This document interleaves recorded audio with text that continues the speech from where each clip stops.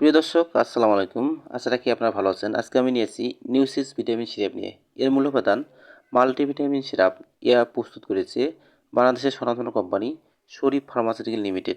একটি নিউসিস সিরাপের মূল্য মাত্র ৮০ টাকা।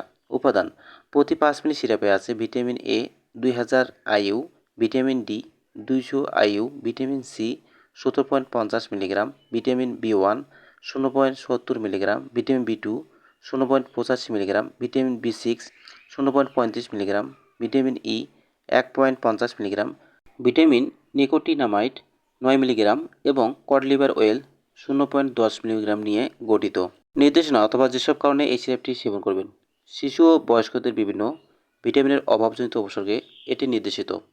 নিউসিস সিরাপ রুচিবর্ধক ও পাচনে সহায়ক, সুস্থ চুল, চর্ম, নখ, দৃষ্টি, হাড় ও দন্ত গঠনে সহায়ক। নিউসিস সিরাপ সুস্থ মাংসপেশি ও সুস্থ স্নায়ুতন্ত্র গঠনে আবশ্যক। এটি মস্তিষ্কের কার্যক্ষমতা বাড়ায়।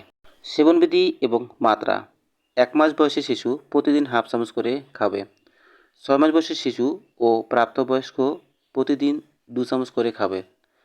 স্তন্যদানকারী মায়েদের ক্ষেত্রে বা যারা গর্ভধারণের ইচ্ছুক প্রতিদিন ১ চামচ করে খাবে। সিরাপটি পানি বা দুধের সাথে মিশিয়ে খাওয়া যাবে।